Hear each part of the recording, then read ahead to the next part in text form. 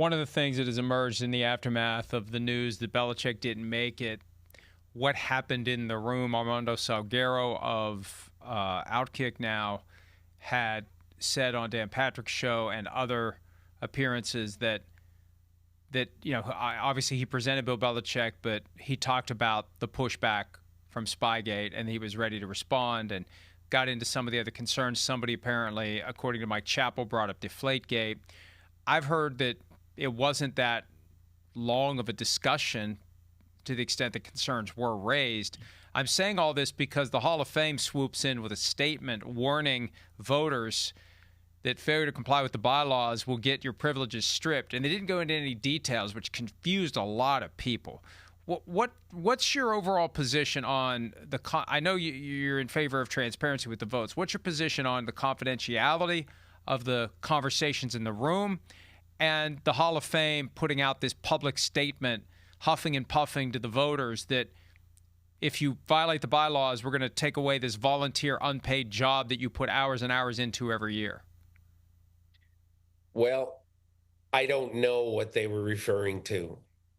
My first thought was giving out details of the meeting, but I don't know what it was. But you have heard some of these details from the meeting. I have no idea what to think of the Polian thing. He vehemently denies it. Other people deny it. So I don't know what to think about that. But again, I'm not in it. I think the Hall of Fame wants the process to be more pristine than this leaky thing that it has become in the last few years. Now, there's no way that anybody in that room could have leaked that he didn't make it because they wouldn't know unless somebody from Belichick's camp told him.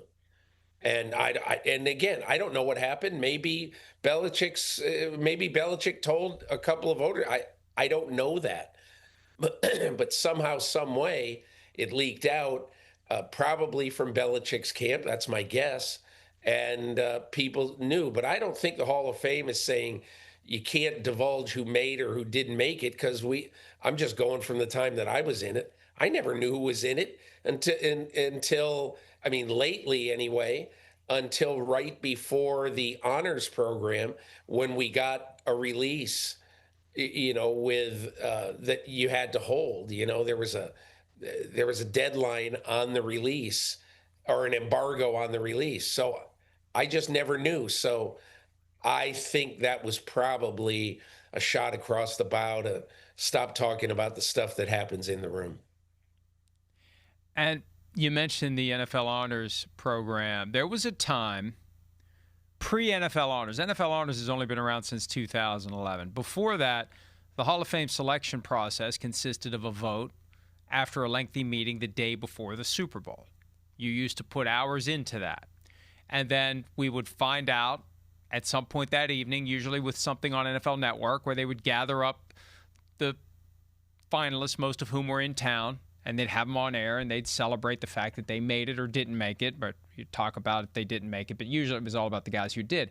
Now, Peter, the problem is, and the opening for Belichick not getting in to be leaked comes from the fact that it's all part of the production for this TV show. That's right. That happens next Thursday night. That. And they tell the people who get in a couple of weeks in advance because they have all of these televised, pre-produced segments that they make. And the folks who didn't find out, Belichick found out last Friday. And the others who didn't make it, who know they didn't make it. And for the most part, we don't know who they are except for the report that Eli Manning didn't make it. And I heard that they signed an NDA, and I can't wait for the landmark lawsuit of Hall of Fame Inc. versus Bill Belichick for violating his NDA.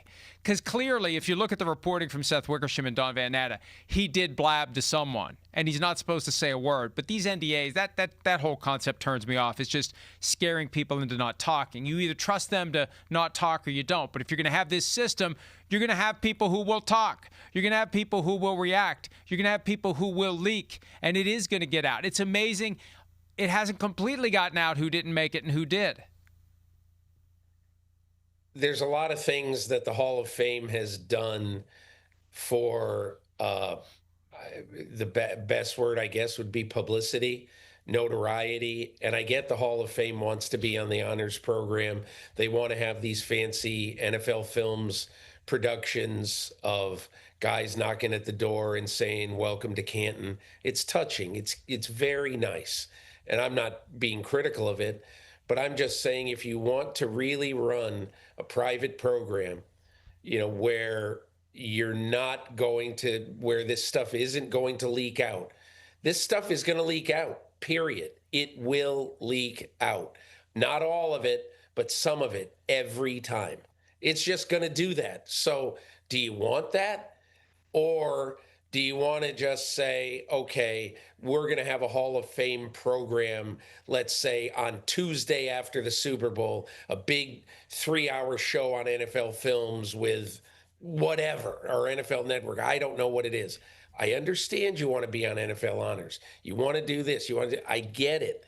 But I do think that you have to understand that if you tell people 10, 12, 15 days ahead of when this stuff comes out, it's going to leak. It just is. So I think the Hall of Fame really should think about changing that. Hi, it's Mike Florio. Thanks for watching PFT on YouTube. Hit subscribe for the latest news and analysis from Pro Football Talk.